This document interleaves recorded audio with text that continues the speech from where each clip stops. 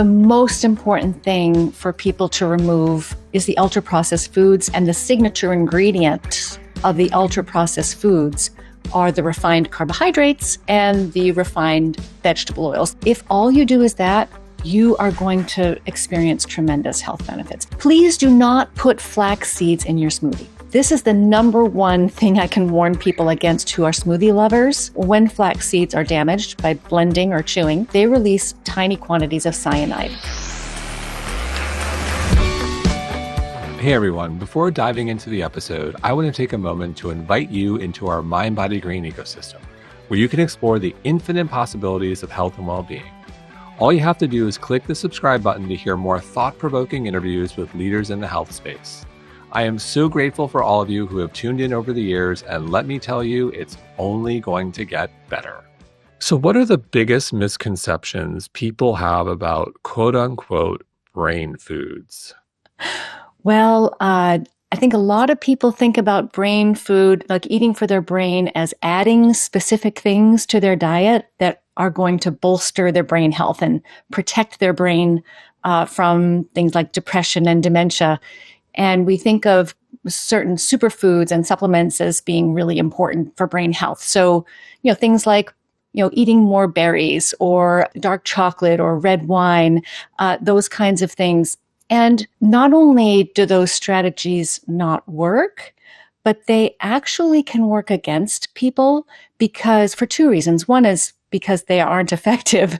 But worse than that, it's one thing to do something that's not effective, but the real problem, I think, with the superfood strategy is that it distracts people from what's actually important about brain food.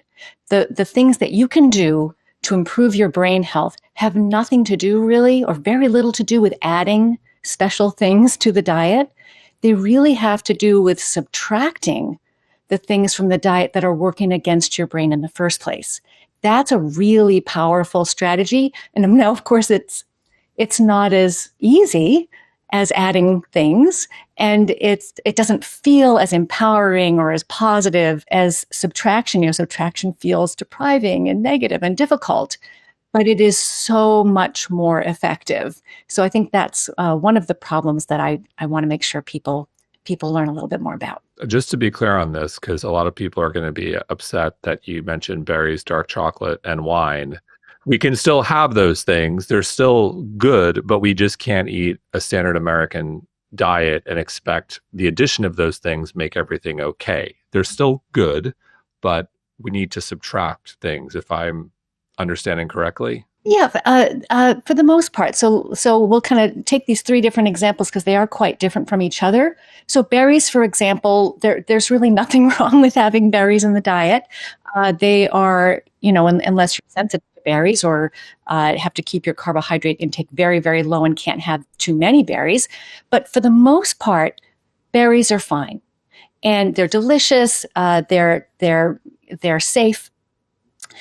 I would, however, caution people against over consuming dark chocolate because there is quite a bit of sugar in dark chocolate. So we do need to be careful about sugar intake.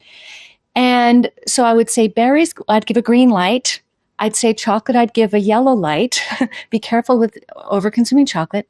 With red wine, I really would give a red light here. As a psychiatrist who's focusing on optimizing brain health, I really can't recommend red wine as a part of a healthy diet. It doesn't mean you can't include some, but it means that we can't put it in the same category as something that may have potential benefits or even be completely benign, because it does have risks. So, and each person's risk is different. You need to know, where you stand in terms of your ability to safely consume, moderate amounts of red wine. Well, also, the subtitle of your book, you're talking about overcoming anxiety. And I believe in moderation with alcohol. And it's all about setting and context. Are you enjoying alcohol in moderation with friends, or are you enjoying moderation alcohol by yourself? I think there's a big difference. But I've never heard, to build off of your point, any medical professional who's in the nutritional psychiatry field prescribe alcohol for overcoming anxiety.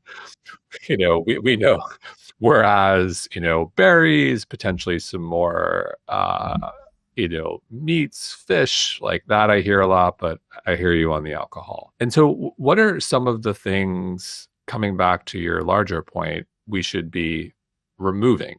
I think the most important thing for people to remove is the ultra-processed foods, and the signature ingredients of the ultra-processed foods are the refined carbohydrates and the refined vegetable oils, the seed oils or refined vegetable oils. So, things like soybean oil and canola oil and so forth. So if all you do is that, and it is very difficult to do because these ingredients are in just about every prepared and processed food on the market.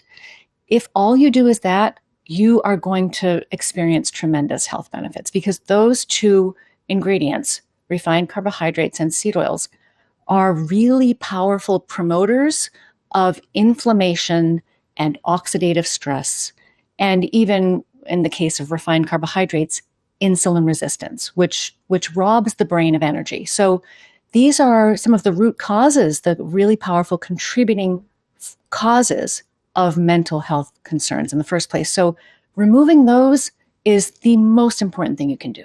So I think many people are coming around to the idea of removing ultra-processed foods, and seed oils, I think, is picking up steam. Something else which you mentioned in the book that's linked to oxidative stress, which I still think we're early on, linoleic acid.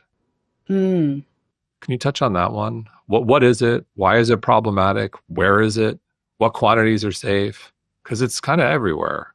You're absolutely right. So linoleic acid is a very fragile omega-6 fatty acid. So there are omega-3 fatty acids and omega-6 fatty acids. These are long-chain fatty acids. They're very different from most of the fats that are in the diet.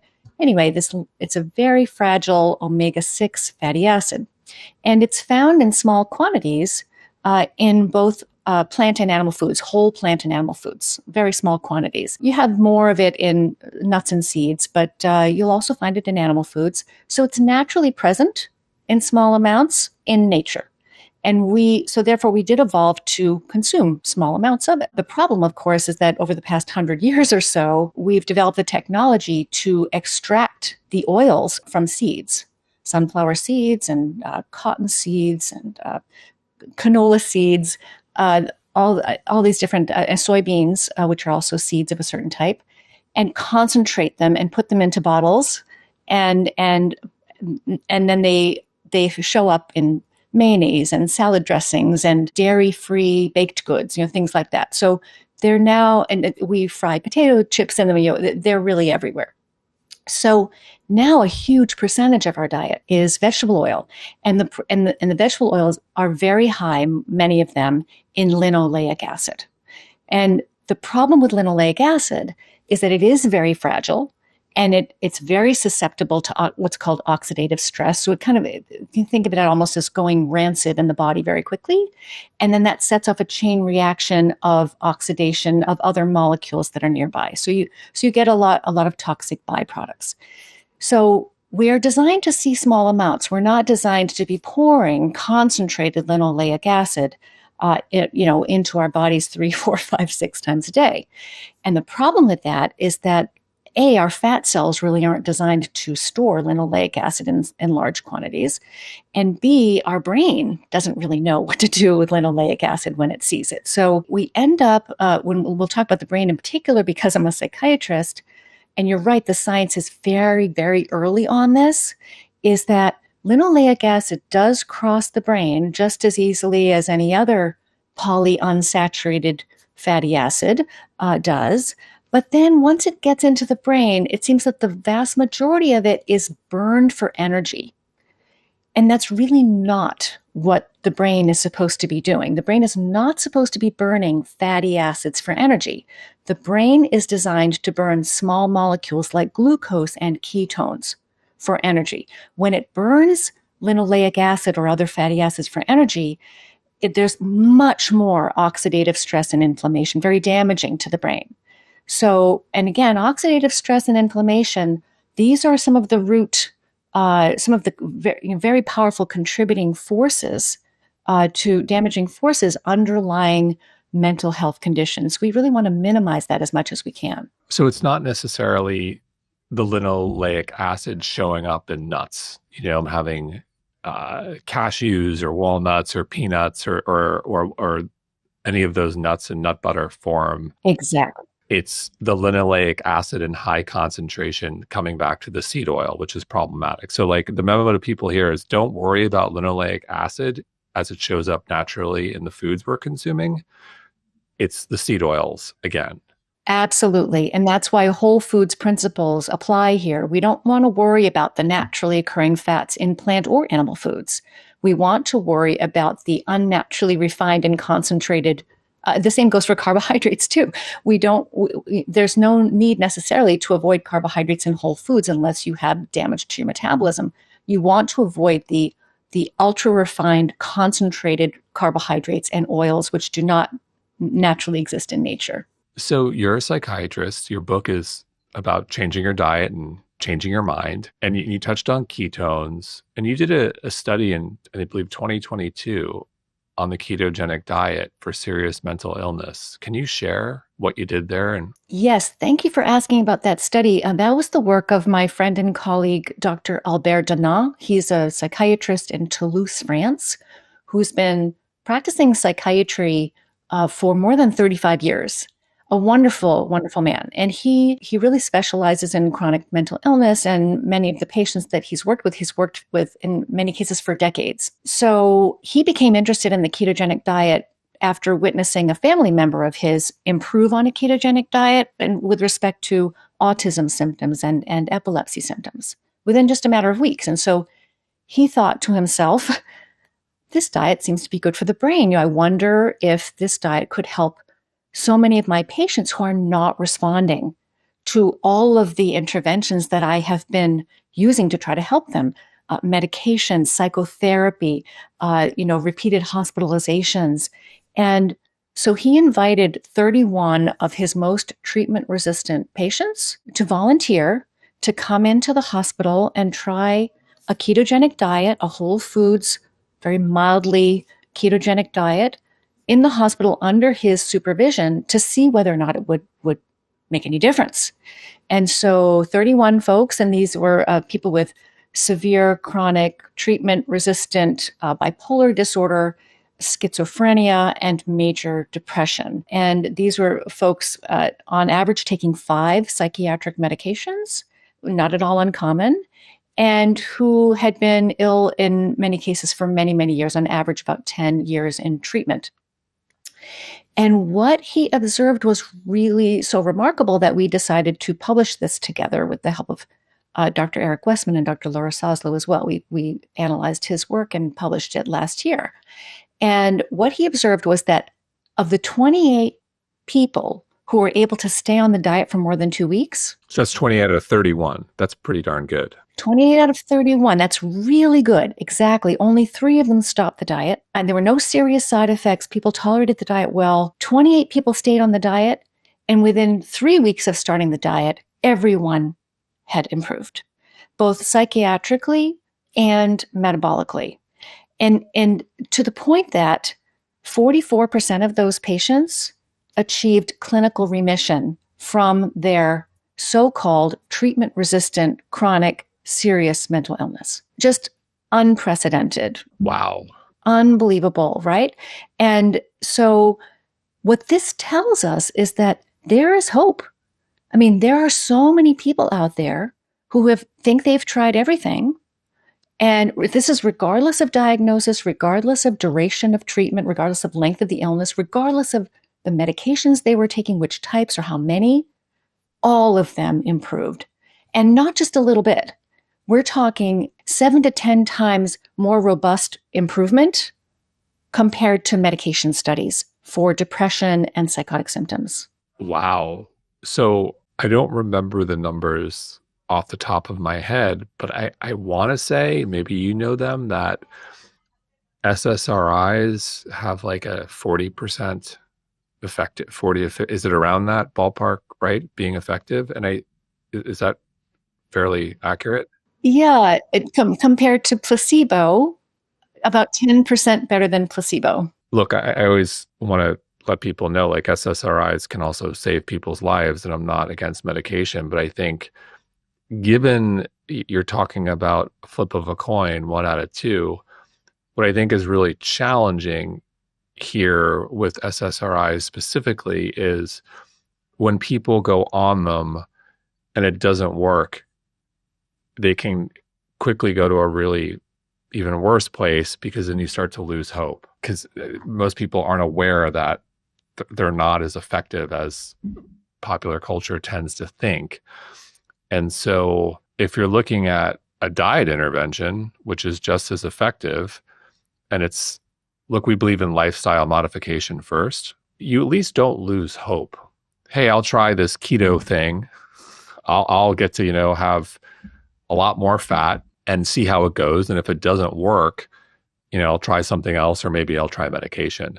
Whereas if you go to the medication, I could see, for someone who's already dealing with anxiety and depression and serious psychiatric, illness, it quickly goes to a dark place where there's no hope for me. What's your take on that? Exactly, Jason. I'm so glad that you framed it that way, because I practiced psychiatry for 25 years. For the first 10 years, I used medication and psychotherapy exclusively, like most psychiatrists do. And I still use medications and psychotherapy in my work, even to this day, even in my nutrition and metabolic practice. So there is a place for medications. Medications can be helpful for some people, and the people who are helped by them know who they are. If they don't work for you, though, I don't want you to lose hope. And if they've only helped you a little bit and you need more support, you can combine these dietary strategies, ketogenic diets, and other dietary strategies. I recommend a variety of different options for you to try in the book, not just keto. You can combine dietary strategies with medication, and there's no reason why you have to choose one or the other. But I think it's really important for people to know that these dietary interventions, in my experience as a clinical and in my clinical work, and also in the hands of Dr. Dana in France, these seem to work better for a lot of people than medications often do. And so it's really a powerful intervention. So what does this say about the ketogenic diet? What is so good about the diet here? Is it the protein? Is it the fat? Or is it that it's correcting for metabolic syndrome or something? Like, is it the driver of what's driving these conditions, or is it the diet? Like, walk us through, like, how should this reframe how we think about our brain and mental health and the ketogenic diet, and what's the problem and what's the solution here? Great. Thank you for asking that question. That's the $1 million question. What is it about the ketogenic diet that makes it such a powerful intervention? And really, it's less about what's in the diet and more about how the body responds to the diet, meaning that there are lots of different ways you can construct a ketogenic diet, but the main purpose of a ketogenic diet, regardless of how many plants or animals are in it, or even how much fat is in it, or how much protein, the goal of a ketogenic diet is to lower insulin levels. So any way of eating that lowers insulin levels and puts you into ketosis is ketogenic. And this includes fasting and calorie restriction, not just high-fat diets. So when you lower your insulin levels, what happens is you turn fat burning on. And your body starts to use less carbohydrate for energy and more fat for energy, whether that fat comes from your food or from excess body fat. And when you start vigorously burning fat, the liver turns some of that fat, breaks some of that fat down into ketones, which are these very short pieces of fat. They're kind of pre-digested fat molecules that can cross easily into the brain and supplement brain energy. And the reason why that is so important is because most of us, unfortunately, now have insulin resistance, which means our brains are not burning glucose properly anymore. We can't burn glucose to full capacity anymore. We can't use glucose well enough to fully fuel our brains. So we need a supplemental fuel source. And ketones are absolutely the perfect supplemental fuel source for the brain. So on that note, did these specific subjects in the study, were there any commonalities in their lab work? Did they all have high insulin? Like, what I'm trying to glean here is how does one understand that this diet may be effective? And if you're saying insulin's a driver here, because people are asking, you know what, I have anxiety, like, let's give this a shot. Like, is there a way to look at someone's lab results and look like, okay, this is high, this is low, you're actually a good candidate? Or is it everyone who struggles? Like, what is the, so I'll pause there. I know it's all throwing a lot at you. Sure. No, this is great. It's exactly the right question to ask. So we don't yet know which people are going to be the best candidates for a ketogenic diet. However, a couple of things to know that are helpful. One is that all of the patients in Dr. Danan's study had at least one marker of poor metabolic function, meaning they had high blood sugar, or they were overweight, or they had high triglycerides or high blood pressure, things that are very commonly called, these are pieces of what are called metabolic syndrome, right? So metabolic dysfunction. 92% of America now. Exactly. The vast majority of us now have at least one marker of metabolic dysfunction. Just as you said, everyone can benefit from lowering their insulin levels, right? So that's a good thing. But the other thing to say is that, so in my clinical work, I certainly work with patients who don't have any markers of metabolic dysfunction. I work with people who are very physically fit in some cases, who are, lean and appear for all intents and purposes to be quite healthy. You measure their lab tests, everything looks fine.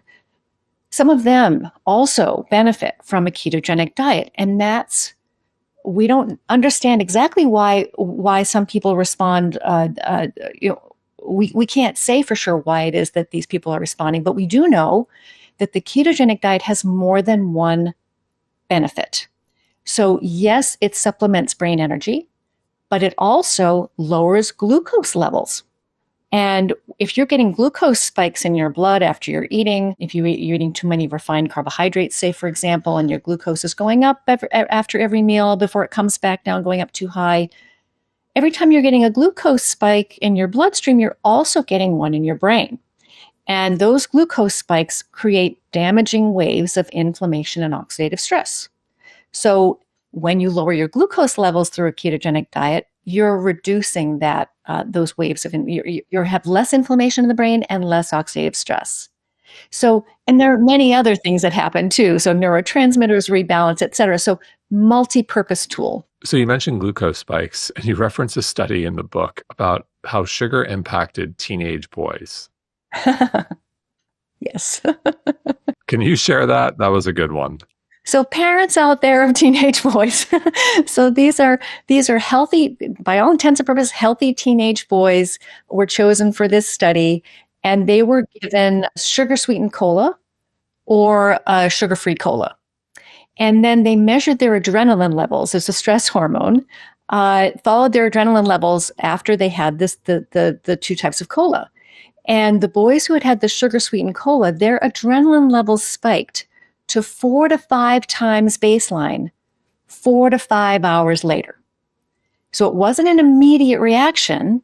It was a delayed reaction, but a huge spike in adrenaline, the stress hormone. And there were symptoms that came along with this for these boys, feeling shaky and uncomfortable and those sort of things. People often will feel, kind of anxious and hangry and irritable and between meals, sometimes even feeling panicky and having panic attacks and feeling like they're hypoglycemic. In many cases, it's not because their blood sugar is dropping. It's because their adrenaline levels are spiking. And this is really not a subtle effect. This is a very, very powerful hormonal effect. Boys have enough trouble sitting still and paying attention anyway, and then you put them on sugary sweet soda. It's a recipe for disaster. That's an excellent way of putting it. So bringing it back to food and eating, something else I thought was so interesting was your take on the Mediterranean diet. It's widely studied, I think, not really controversial, embraced, I think, to some degree. And I think most people would agree a lot healthier when compared to the standard American diet. But you point out it's got some flaws. Tell us more. So it does. And first of all, I agree with everything you just said. There's a lot of science to support the Mediterranean diet as being a healthier diet, a clearly healthier diet than the standard American diet. And why that is anybody's guess. There are lots of differences between the Mediterranean diet and the standard American diet. One of which jumps out at me is that it's a lot lower in ultra-processed foods. And so study after study has shown that it is healthier for us. So if that's the change you can make, please make it. However, I think we can do better, because the Mediterranean diet, just because it's better than the standard American diet for the brain and the rest of the body, doesn't necessarily mean that it's the best diet for the brain. And there are many good reasons to believe that it's not, and just a couple of examples, which I put in the book. So one is that the foundation of the Mediterranean diet is grains and legumes. And some of them are highly refined in the forms of breads and pasta. And so not only is that a huge carbohydrate load for people with insulin resistance, which again, the majority of us now have, it's far too high in carbohydrate for the majority of us with insulin resistance. So that's thing number one. But thing number two is it sends a mixed message about refined carbohydrates. It really discourages certain types of refined carbohydrates like sugar, while explicitly encouraging others like flour. And the body really can't tell the difference between flour and sugar. So it sends a mixed message there. So too high in carbohydrate in general, but then also too high in refined carbohydrates, which I think are completely unnecessary and quite damaging. Another is that there is this explicit or implicit, depending on which study you look at, encouragement of alcohol, red wine in the diet as a brain healthy practice and body healthy practice. There's absolutely no scientific evidence to support that, and lots of evidence against it. And the other problem with basing the diet on grains and legumes is that these are very nutrient poor foods. They're very low in nutrients, and they're very high in anti-nutrients that interfere with our ability to nourish our brains. So I think we can do better than the Mediterranean diet if we're looking for optimal brain health. I'll spend a moment on alcohol. My view on this is, and I'll build off what I said earlier, that it's context, it's setting.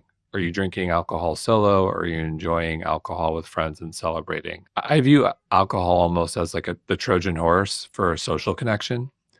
And we know that social connection is incredibly powerful in terms of longevity. There's all sorts of, and like we know, coming out of the pandemic, and loneliness and what that does to our well-being.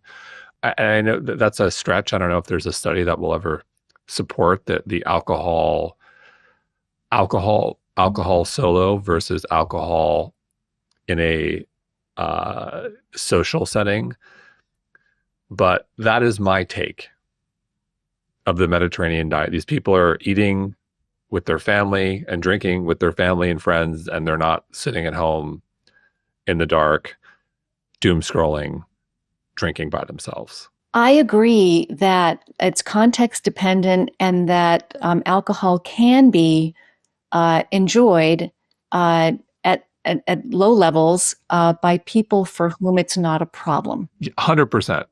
Right? I completely agree with you on that. I would say that if you don't drink, don't start. And if you don't like alcohol, so I'm not encouraging people to have, I'll be clear, like 4 to 5 drinks. But if you enjoy a glass of wine with family and friends, or beer, or whatever it may be, have at it. Right. So it's context dependent and it's person dependent. So, and I love what you said. If you don't drink now, don't start, because there are no health benefits. There are no physical health benefits, only risks. So, but as a psychiatrist who has just written a book about optimizing brain health, really I'm trying to reach people who are struggling, right? So if you have depression, insomnia, anxiety, attention problems, memory problems, and you're going to come to me, I'm not going to prescribe alcohol. 100%. So, and for this reason, alcohol is a powerful promoter of oxidative stress and inflammation.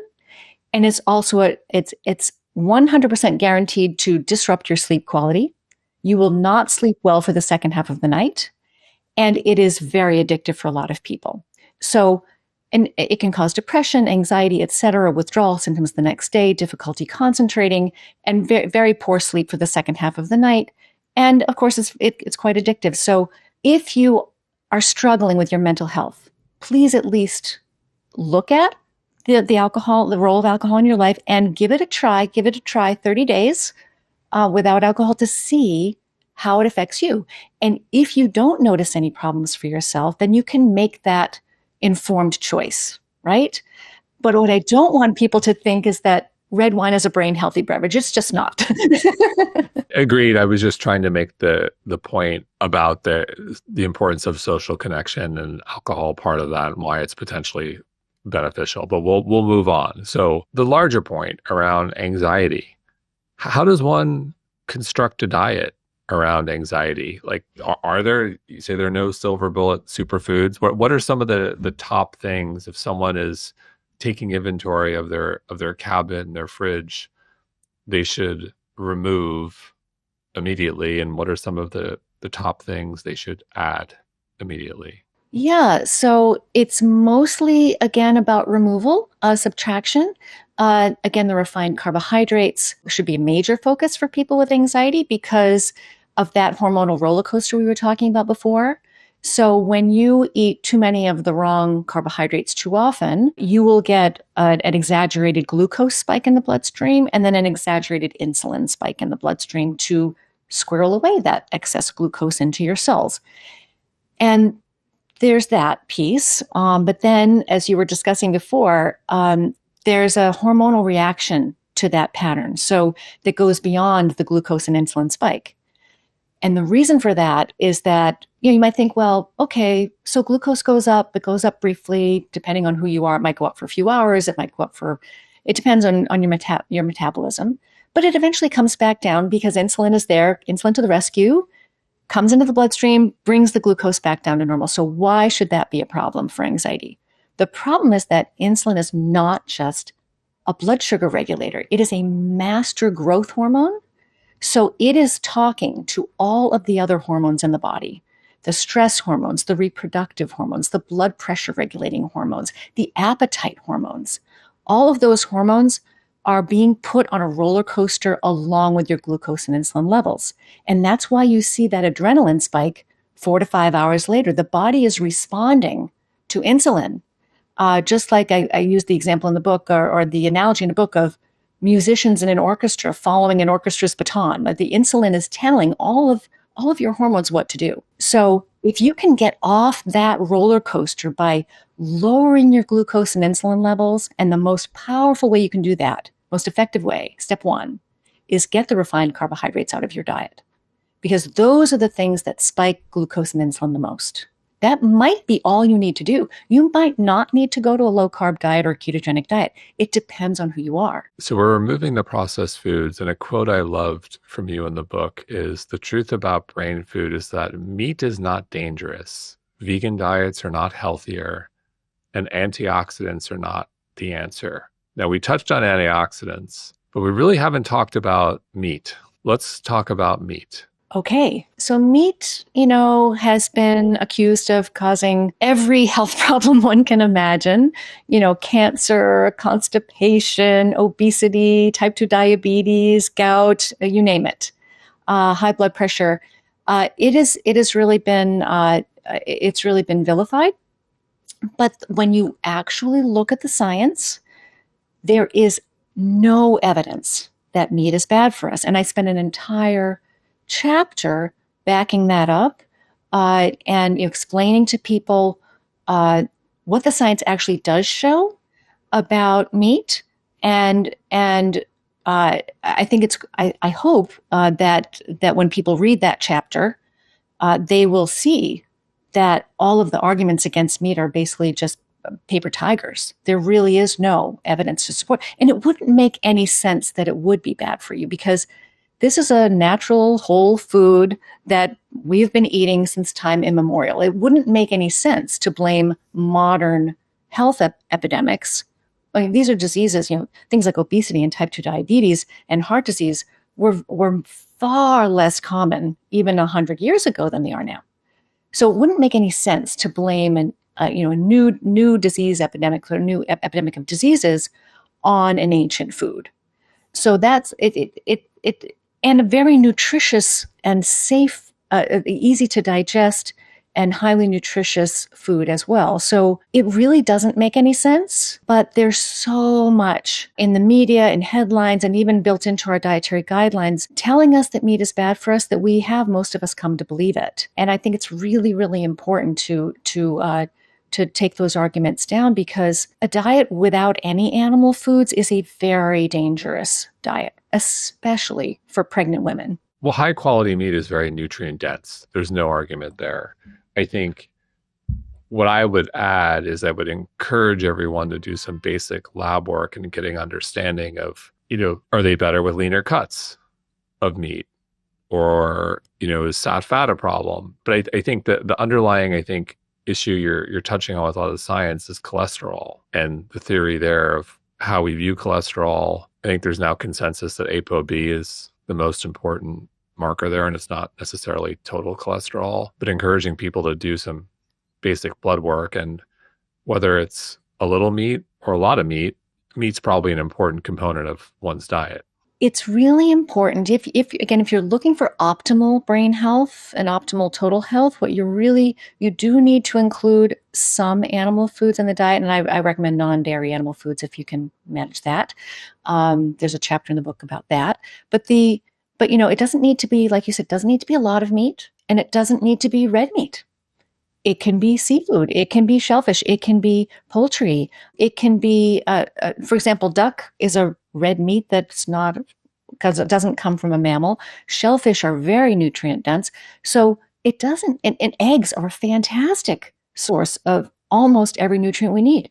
So it doesn't need to be red meat. And I think that's really important for people to know. Personally, I'm a big fan of smash. Salmon, mackerel, anchovies, sardines, and herring. Nutrient dense. I think there's consensus there. I don't know anyone in their right mind who says don't eat any of those foods.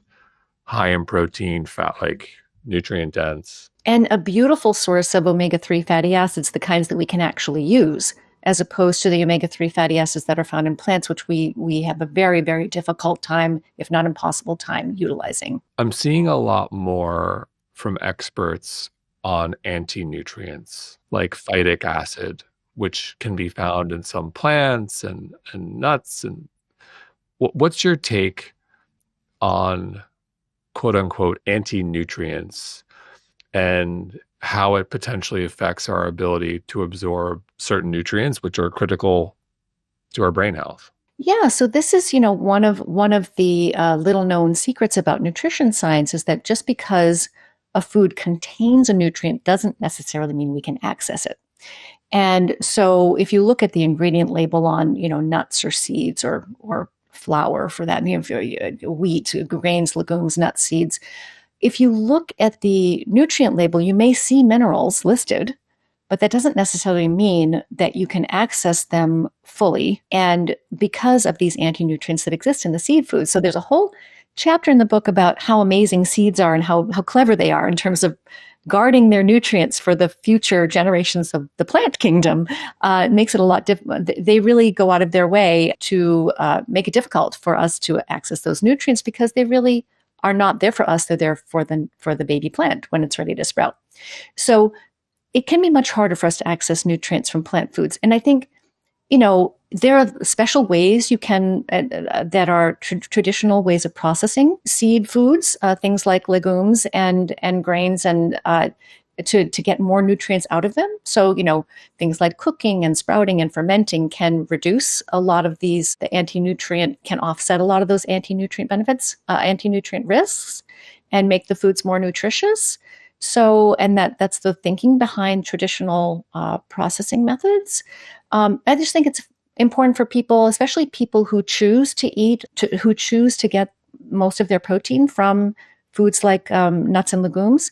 Just be aware, be aware of these anti-nutrients and learn how to try to work around them as best you can, so that you're getting all the nutrients you need. So, what are some of the ones we should watch out for in terms of whole foods in the nut category or seed category we should be aware of the anti-nutrients, and is there a certain amount where it becomes problematic? For example, if I have a handful of walnuts, or I'll use almonds, if I have a handful of almonds versus, a quart of almonds, or I drink a quart of almond milk, like, is there, or is it all compromising our ability to absorb the nutrients? What's your take?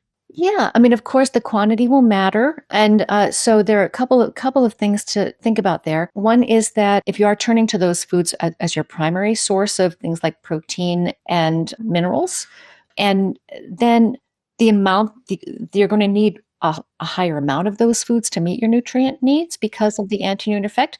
But the other is that if you are eating a mixed diet that includes some animal foods that, let's use iron as an example, or zinc, iron and zinc, because iron and zinc, you'll see those listed in the seed foods, but it's very difficult for us to get at the iron and zinc in seed foods because of these anti-nutrients, particularly phytic acid, but there are others as well.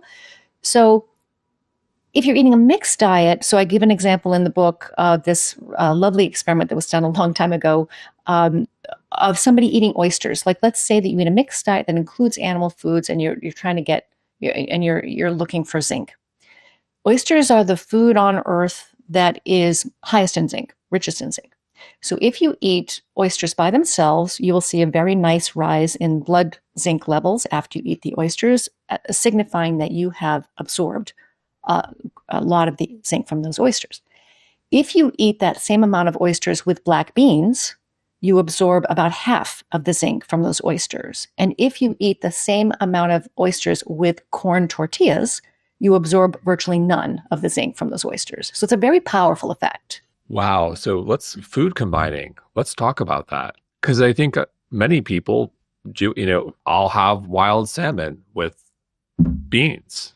So what happens? What am I losing in that salmon if I combine the two? Yeah, so you are losing access to some of the iron and zinc. So phytic acid interferes with iron, zinc, calcium, and magnesium. Those are some big ones. Those are really big. They're really, really important, all four of them.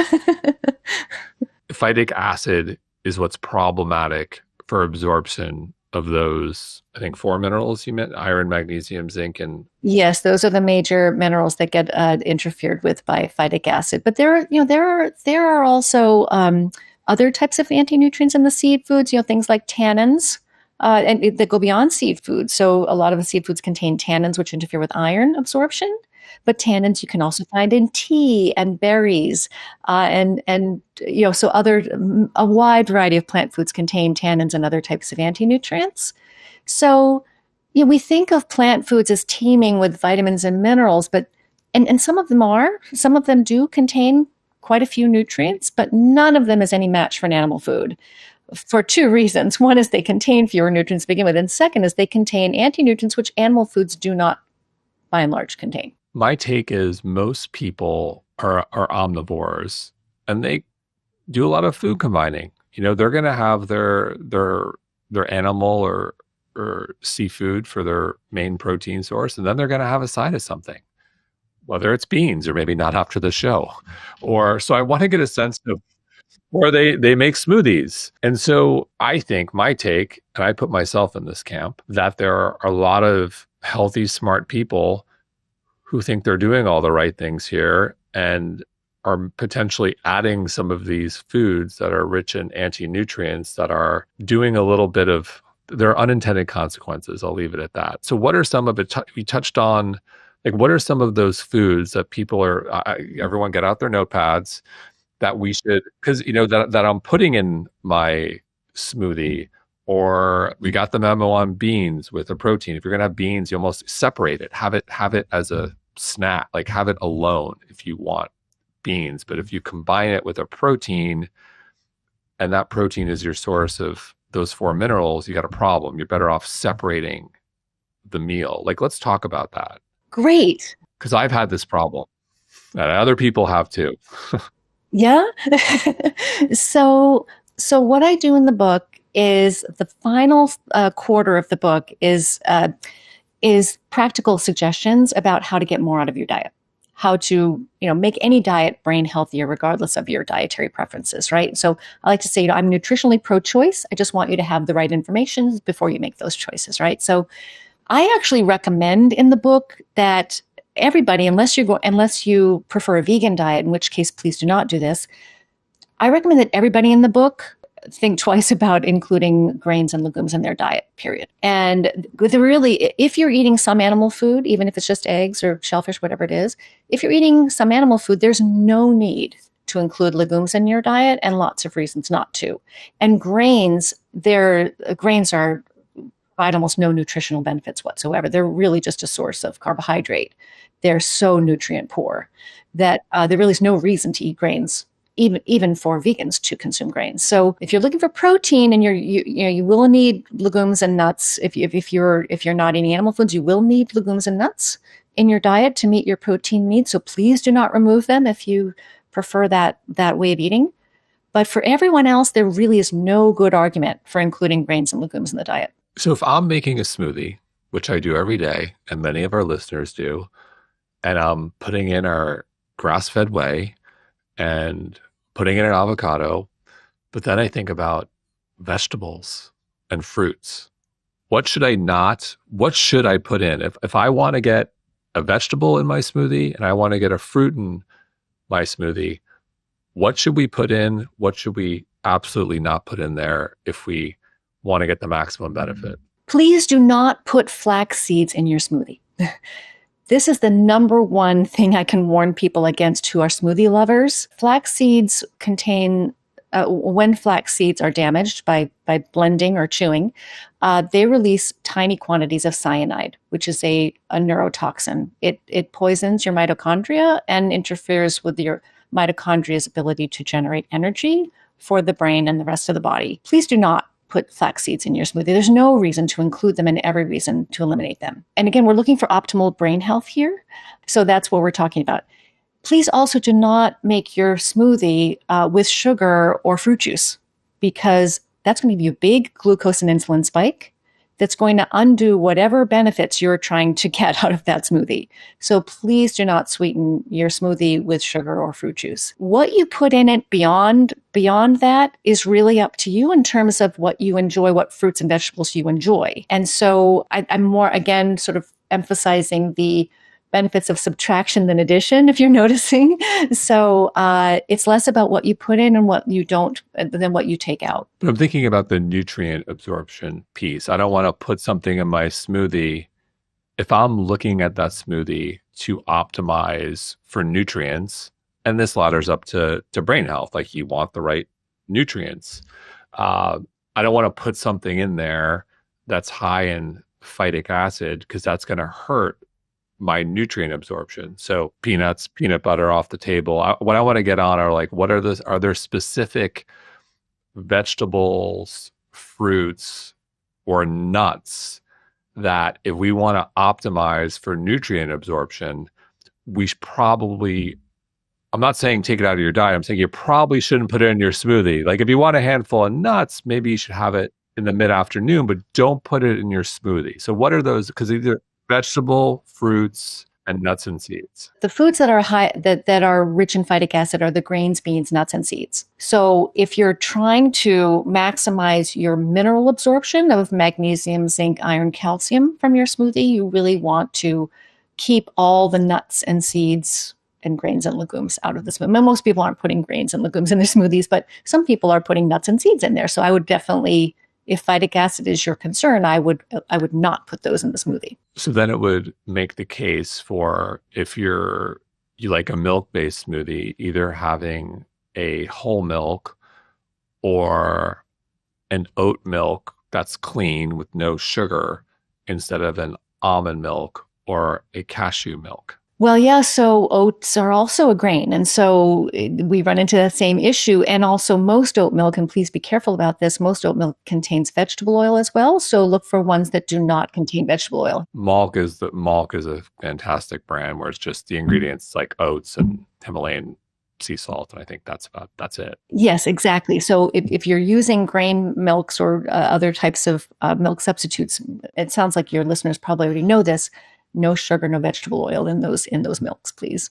Got it. Okay. Well, that's helpful. I think this is important because food, I think most people food combine. And if most people are looking to optimize, like myself, you don't want to, we're not demonizing beans or legumes specifically, but you maybe shouldn't combine it with a rich source of iron if you're concerned about iron deficiency or anemia. You should probably have the beans as a snack. Exactly. Got it. So I'm curious to close. Tell me about what's a day in the life for you in terms of what you eat for brain health? Can you walk us through your breakfast, lunch, dinner, and snacks? Let's close there. Keep in mind, this is my diet that I choose for myself. And this is not, I'm not advocating that everybody eat exactly the way I do. And I have my own food sensitivities and issues and my own metabolic issues to deal with. So this is not, so it's just me. So I eat, my diet is almost entirely animal foods, non-dairy animal foods. So, and I do eat a few plant foods, but the ones that happen to agree with me. But I mostly eat animal foods. So this includes, some of my favorite foods: duck, shellfish, seafood, steak, chicken, turkey. And I do eat some plant foods, things like cucumbers and olives and lettuce and avocados. And I eat certain plant foods that agree with me. I don't eat any nuts or seeds or grains or legumes or dairy products, or even, unfortunately, I'm sensitive to eggs, or I would include those, but because they're quite good for you, but I don't tolerate them. Is there a specific type of lettuce, romaine, butter? Let's go deep. Tell me your preferred lettuce. Any lettuce that's a true lettuce, as opposed to a cruciferous green. So the cruciferous greens I don't tolerate well, and so the things like baby kale or radicchio, those kinds of things, those kind of arugula, I don't do well with those. But I do any true lettuce will do. Got it. I love arugula. Oh yeah, no, my partner does too.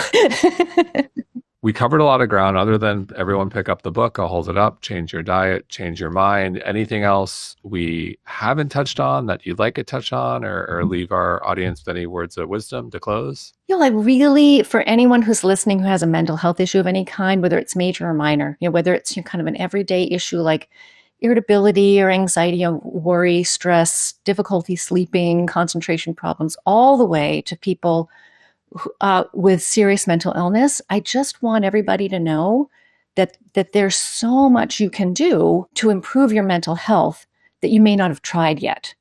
And there are really 3 principles that I lay out in the book: nourish, protect, and energize. Your brain needs all the nutrients, so the book lays out which foods are best at delivering those nutrients. The book tells you, which foods to avoid to protect your brain from damage. And the third is how to energize your brain for a lifetime, keep that energy flow going. And that's all about controlling your glucose and insulin levels. Whether you eat plants or animals doesn't matter. You want to focus on your glucose and insulin levels, get those into a healthy range. If you do those 3 things, you will really be optimizing your brain nutrition.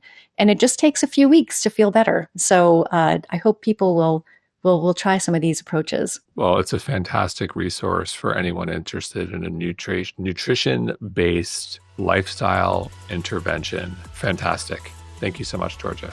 Thank you so much for reading it and for sharing it with your listeners. I'm really happy to have been here. Thank you.